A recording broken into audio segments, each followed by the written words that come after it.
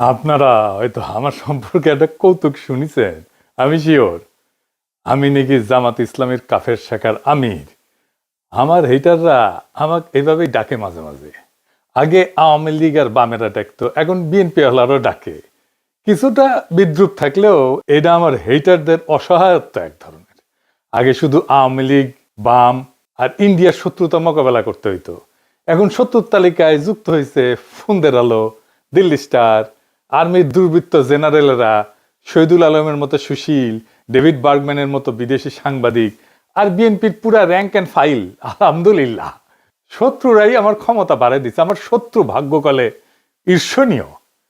শত্রুরা যখন আপনার বয়ানের জবাব দিতে পারে না, তখন সে আপনার এই ক্যারিকেচার বানাইতে চায় অথবা ধ্বংস করতে চায়। তাই পরিষ্কার করে বলি যে আমি তো মুসলমানরা জানেন, আমি বলি আমি বাংলাদেশি হিন্দু। আমি জামাতের লোক না, জামাত করি না, এনসিপিরও কেউ না, এনসিপি করি না, কোনো রাজনৈতিক দলের সদস্য না, কোনো দল, কোনো গোষ্ঠী, কারো কাছে বিবেক বন্ধক দেই নাই। আমি আসছি বামপন্থী রাজনীতি থেকে। বাম রাজনীতির মধ্যে আমার রাজনৈতিক শিক্ষা বাইরে ওঠা। আমি এর ইতিহাস জানি, এর লড়াই জানি, তার সাহস জানি, তার দুর্বলতা জানি, তার ভীরুতা জানি, তার ব্যর্থতা জানি, বিশ্বাসঘাতকতাও জানি। আর ঠিক এই কারণেই আজ আপনাদের কাছে আমার একটা ব্যাখ্যা দেওয়ার দরকার আছে যে একজন আমার মতো মানুষ, যার শিকড় সেকুলার বাম রাজনীতিতে, সে কেন একটা ইসলামপন্থীদের নেতৃত্বাধীন নির্বাচনী জোটকে নির্বাচনে সমর্থন করতেছে। এর উত্তর আদর্শ না, ধর্মও না, এবং এটা কোনো ধান্দাবাজিও না। এর উত্তর হইল জুলাই।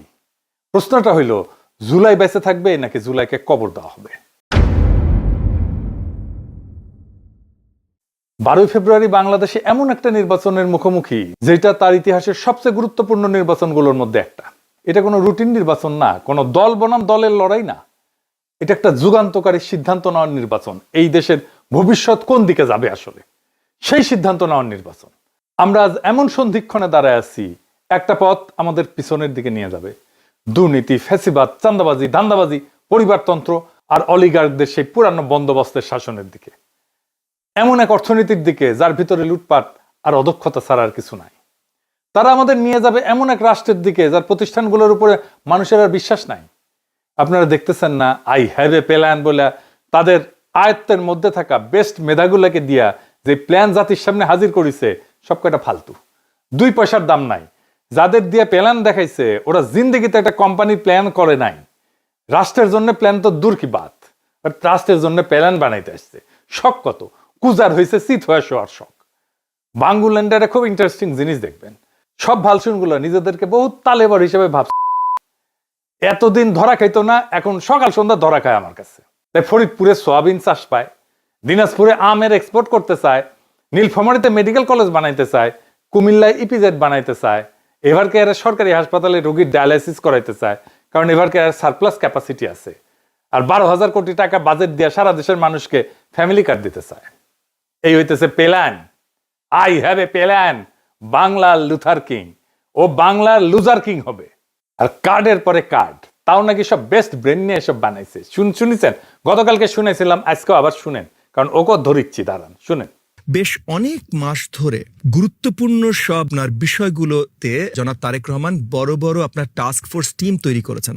হেলথ সেক্টর বলেন, এডুকেশন সেক্টর বলেন, এডুকেশনটার সাথে আমি নিজেই অতপ্রতভাবে জড়িত ছিলাম। আরো অনেকগুলো সেক্টরে গুরুত্বপূর্ণ টিমস তৈরি করেছেন পুরো ওয়ার্ল্ড, বাংলাদেশের যারা বেস্ট বিশেষজ্ঞ আছেন তাদেরকে নিয়ে। এই সেক্টরগুলোতে আমরা কিভাবে উন্নয়ন আনতে পারি এবং বিশ্বমাপে কম্পিটিটিভ আমরা হতে পারি, তো সেই জায়গা থেকে উনার বৃহত্তর প্ল্যান আছে। এটা আমি আপনাদেরকে পরিষ্কার জানিয়ে দিচ্ছি, উনার বৃহত্তর প্ল্যান আছে। শুনেছেন তো, টাস্ক ফোর্স করে এই সমস্ত বানাইছে। তারেক রহমান, আপনার এই প্ল্যান তো কোনো মাঝারি সাইজের কর্পোরেটের ইন্টার্নকে দিলে করে দিতে পারতো, এসে ভালোভাবে করে দিতে পারতো, অনেক কম সময় করে দিতে পারতো। এই যদি আপনার বেস্ট ব্র্যান্ডের প্রোডাকশন হয়, তাহলে খবর আছে, আপনারও খবর আছে, দেশেরও খবর আছে। ইশতেহার ঘোষণা করেছে না বিএনপি, এই ইশতেহার যে লিখিছে সেও ফাঁকিবাজ, যাদের দিয়ে লিখাইছে প্রত্যেকটা ফাঁকিবাজ। 2001 সালে বিএনপির ইশতেহার থেকে চোথা মারিছে। সেই একই মনোরেল চালু করবে, বস্তিবাসীদের জন্য আবাসন করবে, কলকারখানায় নিরবিচ্ছিন্ন বিদ্যুৎ সরবরাহ করবে, বেকার ভাতা দিবে, ন্যায়পাল নিয়োগ দিবে। এইসব কিন্তু 2001 সালের ইশতেহারে ছিল, আবার দিচ্ছে। এখন বুঝিছেন তো, এগুলো করবে না। 25 বছর আগে তো কইছিলেন, তারপর তো ক্ষমতায় এসেছিলেন, তাই না? করেন নাই কেন এগুলা? প্রতিশ্রুতি দিছিলেন, করেন নাই কেন?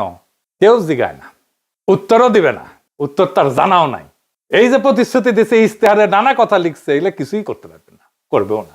আচ্ছা আসেন আমরা এক্সাম্পল হিসেবে হাঙ্গেরে প্রিন্স ববি হাজ্জাজের আমলনামা দেখি। দেখা দরকার কারা বিএনপির হইয়া ভোটের মাঠে নামছে। ওইকে জানেন, ও বাপের নাম মুসা বিন শমসের, বাংলাদেশের সবচেয়ে ধনী ব্যক্তি, এতই ধনী যে তারা নিয়ে ডকুমেন্টারি হয়, তারা প্রিন্স বলে ডাকে বিদেশিরা। সে যে জুতা পরে না, জুতা জুতা, তাতে ডায়মন্ড বসানো থাকে, হীরা হীরা হীরা বসানো থাকে জুতায়। মেনে মেনে করছি না, দেখেন। Every day I wear diamond shoes, diamond shoes. I'm fed up. So maybe one day. You get a bit. Have you ever, worn your diamond shoes and then stepped in, something really disgusting? দেখেছেন তার জুতা ঘড়ি রাখার জন্য কত বড় বড় বাক্স, সেগুলো আবার টেনে নিয়ে আসে কত লোক। দেখেন সব ব্র্যান্ডেড ঘড়ি, রোলেক্স কোম্পানি ঘড়ি, আর কিবা কিবা কোম্পানির ঘড়ি, নামও জানি না সবগুলার। দেখেন নিজের হাতে খায় না, খাওয়াই দিতে হয়। দেখি চাও নেকু রে নেকু, ডুডু খাও ঢেকু ঢেকু, হ্যাঁ মুখ মুছে দিচ্ছে, দেখেছেন? দেখেন সেই মুখ মুছে দেওয়ার জন্য পিছে দাঁড়ায় আছে কতজন, দেখেন দেখি চাও, দেখি চাও। উই আগে সুসে কিনা নিজে নিজে, আমার সন্দেহ আছে। এটা নারীর ক্ষমতায়ন। খাওয়ার টাইমে পিছে দাঁড়ায় থাকবি আর মুখ মুছে দিবি বড় লোকের। এটা কর্মজীবী নারী নাকি এটা দাসত্ব, নাকি এটা সম্পদের অশ্লীল প্রকাশ? এইটাকে সে কেমনে কামাইছে জানেন? অস্ত্র ব্যবসা কইরা। জি জি জি ঠিকই শুনেছেন, অস্ত্র ব্যবসা কইরা। তার পলা হইতেছে ববি হাজ্জাজ। সালাম কেমনে দিতে হয় সেটাও শিখে নাই, দেখেন। সালকুম ভাই, সালকুম সালকুম ভাই, সালকুম। বছরে সালাম দেয় না, নির্বাচন যখন আসে হায় রে সালাম, সালাম দিতে দিতে আসসালামু আলাইকুম, এত সময় বলবে কতক্ষণ, খালি কয় চালকুম চালকুম, তাড়াতাড়ি হয়ে যায়। এই সুপার রিচের পোলার কেন রাজনীতি সে খাইছিল? কারণ ওর বোনের বিয়ে দিছে শেখ সেলিমের ছেলের সাথে। এবার বুঝেছেন তো রসুনের সব এক জায়গায়, বুঝেছেন তো? এইটাই সেই এলিট এস্টাবলিশমেন্ট, সবগুলা কি এক জায়গায় বান্দা। এই সম্পদ রক্ষা করা লাগবি না, তাই রাজনীতি। হাসিনার বিরুদ্ধে রাজনীতি করছে যেন দুঃসময় বেআইরে প্রোটেক্ট করতে পারে। আওয়ামী লীগের রাজনীতিতে তারেক রহমান তো এমনিতে আনতে চায় না, এই যে এগুলোর জন্য আনতে চায়। এই ববি হাজ্জাজের বাসায় আপনি ঢুকতে পারবেন? ঢুকতে দিবে আপনারে? পারবে না। ওই টাকা সেটা এমপি হবি, ওই ধান্দা করিছে, অত সুজা না। টাকা নেন, অসুবিধা নাই, কিন্তু ভোট দিবেন মামুনুল হককে। হ্যাঁ বুঝি চাও, রিক্সা মার্কে খালি সিল মারো রে সিল মারো, রিক্সা মার্কাত সিল মারো। যে আপনার স্বপ্ন জানে, কল্পনা জানে, দুঃখ জানে, বেদনা জানে, যে সত্যিকার অর্থে আপনার প্রতিনিধি হইতে পারে। আপনি নিজেই বিবেচনা করেন মুসা বিন শমসেরের ছেলে আপনার প্রতিনিধিত্ব করার যোগ্যতা রাখে কিনা, না মামুনুল হক রাখে?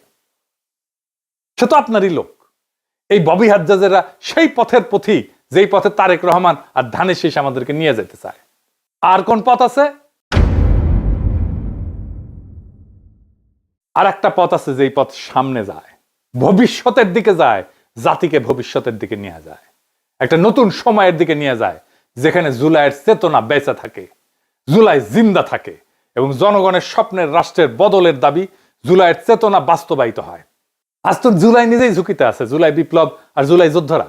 আজকে প্রশ্ন, আমরা কি জুলাইকে কবর দেব, না আবার পুরনো ব্যবস্থার কাছে আত্মসমর্পণ করব? নাকি বড় লোক রাজনীতিবিদ, লুটেরা, ব্যবসায়ীর দুর্নীতিগ্রস্ত আমাদের লুটপাট অব্যাহত থাকবে? নির্বাচনের দিন যতই ঘনায় আসতেছে, সব দলই অনেক ভালো ভালো কথা কইছে, তাই না? তাদের বক্তব্যগুলো শুনলে মনে হয় বাহ কি চমৎকার কথা, একই ভাষার কথা।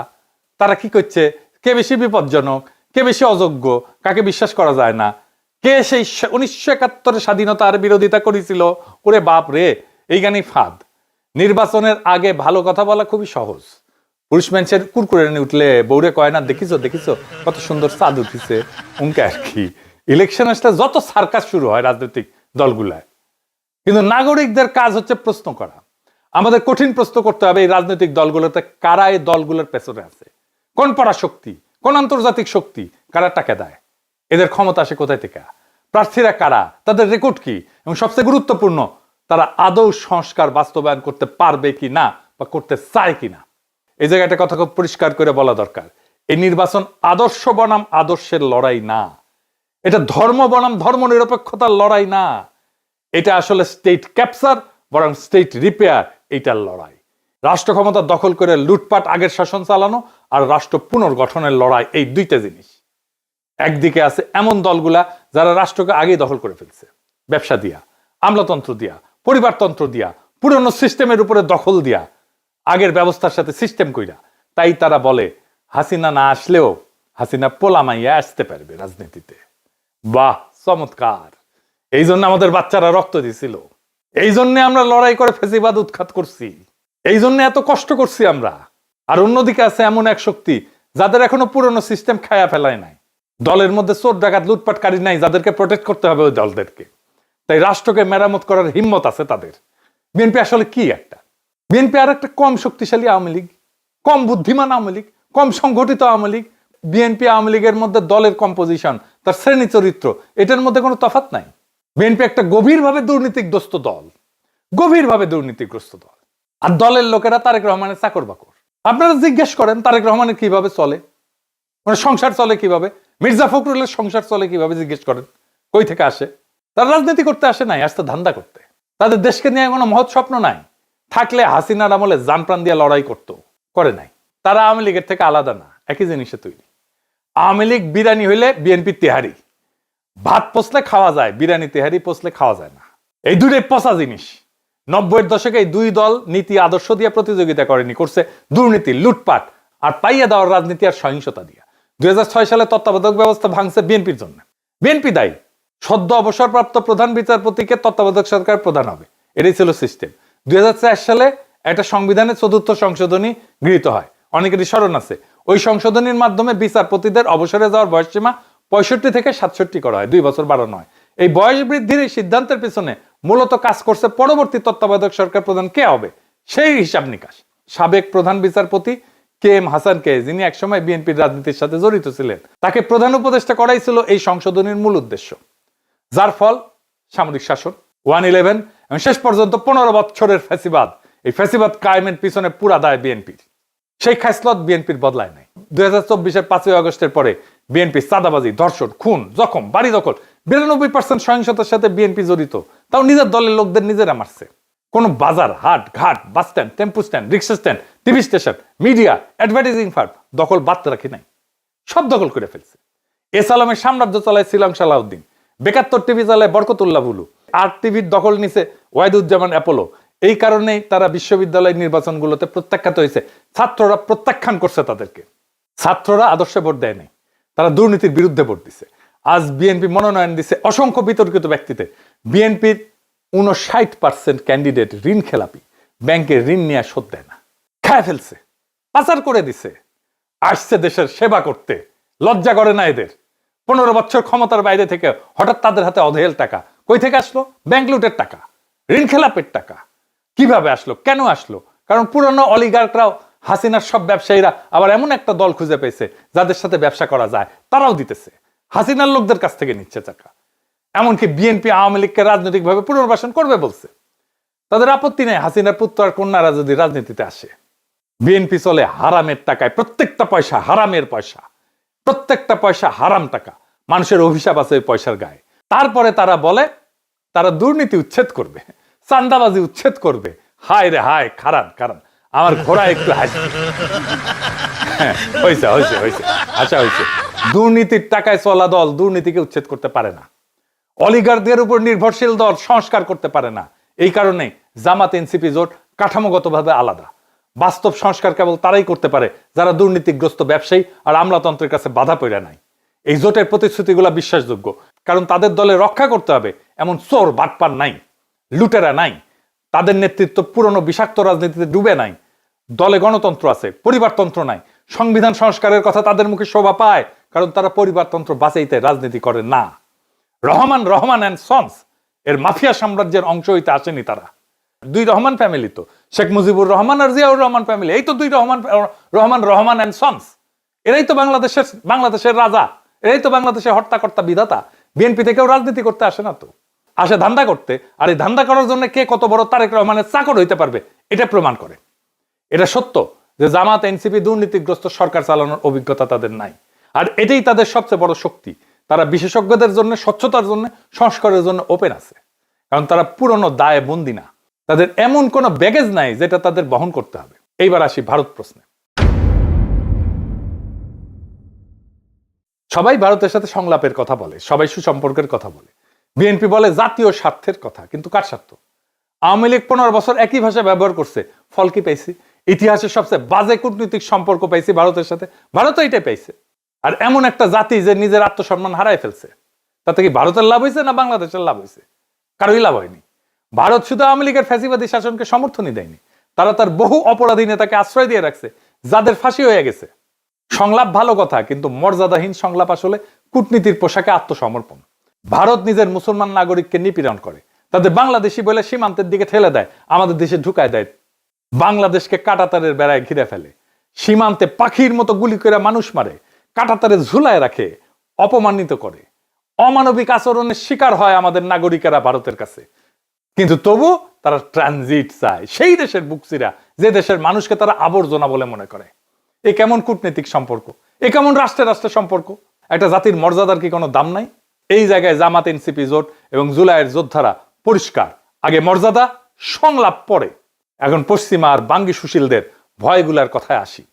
নারীর অধিকার, সংখ্যালঘুর অধিকার, ইসলামী রাষ্ট্র হইতেছে কিনা, শরিয়া আইন আসতেছে কিনা, এই উদ্বেগগুলা বাস্তব এবং এগুলোকে উড়ায় দেওয়া যাবে না। বাংলাদেশ গভীরভাবে ধর্মপ্রাণ দেশ। বাংলাদেশের মানুষ তার ধর্মের কাছাকাছি থাকতে চায়, কিন্তু বাংলাদেশের মানুষ ধর্মীয় সম্প্রীতি কি সেটা জানে। বাংলাদেশের সাম্প্রদায়িক টেনশন লাগায় রাখছে দুইটা দল, বিএনপি আর আওয়ামী লীগ। হিন্দুদের সম্পত্তি দখল করছে কে? আওয়ামী লীগ আর বিএনপি তো ভাগাভাগি কইরা। আওয়ামী লীগ বেশি করছে, বিএনপি একটু কম করছে, কিন্তু ভাগাভাগি করে করছে। এটা ডেটার কথা, বানায় বানায় বলা কথা না। বাংলাদেশে যতগুলো হিন্দুদের উপর আক্রমণ হয়েছে সবগুলোতে আওয়ামী লীগ এবং বিএনপি স্থানীয় লোকজন ছিল। আমি বলতেছি, দায়িত্ব নিয়ে বলতেছি, প্রত্যেকটা ঘটনার দেখায় দেওয়া যাবে, অঙ্ক কষে দেখায় দেওয়া যাবে। আপনি একটাও ঘটনা দেখাইতে পারবেন না যেখানে জামাতের লোকজন যুক্ত ছিল। এই আওয়ামী লীগ আর বিএনপির মূল লক্ষ্য হচ্ছে বাংলাদেশের সংখ্যালঘু সম্প্রদায়কে, বিশেষ করে হিন্দু সম্প্রদায়কে নিজের স্বার্থে ব্যবহার করা, নিজের হীন রাজনৈতিক স্বার্থে ব্যবহার করা। দেশে থাকলে ভোটটা তার, ইন্ডিয়া পালাইলে জমিটা তার। এইবার সাধারণ হিন্দু সম্প্রদায় জায়গা মতো ভোট দিয়ে দিবে, সিল মারো রে সিল মারো। এনসিপি জামাত তাদেরকে পূর্ণ মর্যাদায় নাগরিক হিসেবে ট্রিট করবে। তারা সিদ্ধান্ত নিয়ে ফেলছে, ইলেকশনের দিন তাদের বুঝতে পারবেন। এবং এর ফল যেটা হবে, বাংলাদেশের সংখ্যালঘু সম্প্রদায় বাংলাদেশের 55 বছরের ইতিহাসে যেমন আজাদির সুখ পায় নাই, সেই আজাদির সুখ, সেই আজাদির স্বপ্ন তাদের পূরণ হবে। এইটা তারা পাইতে যাইতেছে এই জামাত এনসিপির শাসনে। লিখে রাখতে পারেন, গত 15 বছরের দমন বাংলাদেশের ইসলামী নাম পরিচয় মুছে দেওয়ার চেষ্টা করছিল, পারে নাই। ক্ষোভ বাড়াইছে, ইসলামী পরিচয়ের ঝান্ডার নিচে মানুষ সংগত হয়ে দাঁড়াইছে। যদি এবার মানুষের আকাঙ্ক্ষাকে বাধা দেওয়া হয়, ইসলাম ঠেকানোর নামে, ইসলামী রাষ্ট্র ঠেকানোর নামে গণরায়কে যদি প্রতিফলিত হইতে না দেওয়া হয়, তাহলে বাংলাদেশ একটা দীর্ঘমেয়াদী রক্তাক্ত সংঘাতের দিকে যাবে, যা আমাদের কারোই নিয়ন্ত্রণে থাকবে না। এই নির্বাচন ধর্মীয় আইন চাপানোর জন্য না, এটা এমন একটা জোট গঠনের প্রশ্ন যারা জুলাইয়ের সংস্কার আকাঙ্ক্ষা সম্পন্ন করতে পারে। নারীর অধিকার, সংখ্যালঘুর নিরাপত্তা, সংবিধানের সীমার উপরে কোনো আঘাত সহ্য করা হবে না। পরিষ্কার, প্লেন অ্যান্ড সিম্পল। আমরাই ঢাল হয়ে দাঁড়াবো। আজ আমাদের সামনে সিদ্ধান্ত স্পষ্ট। দল বনাম দল না, স্লোগান বনাম স্লোগান না, বরং দুর্নীতিগ্রস্ত অতীতে ফেরা নাকি জুলাই যা শুরু করছিল তা সম্পন্ন করা, এটাই এখন প্রশ্ন।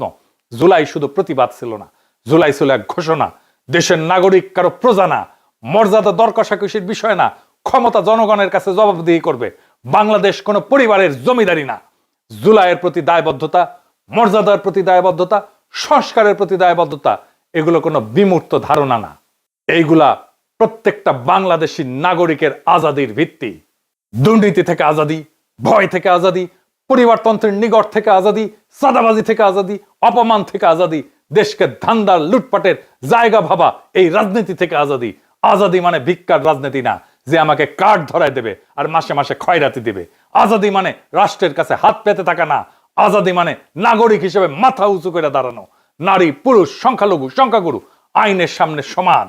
বাংলাদেশের রাষ্ট্রের সামনে, সংবিধানের সামনে সবার অধিকার সমান। নিজের মর্যাদায় নিরাপদ। জুলাইয়ের জন্য, মর্যাদার জন্য, সংস্কারের জন্য, আজাদির জন্য জামাত এনসিপি জোটকে এই নির্বাচনে জিততেই হবে, এর কোনো বিকল্প নাই। ইনকিলাব জিন্দাবাদ, আজাদি জিন্দাবাদ।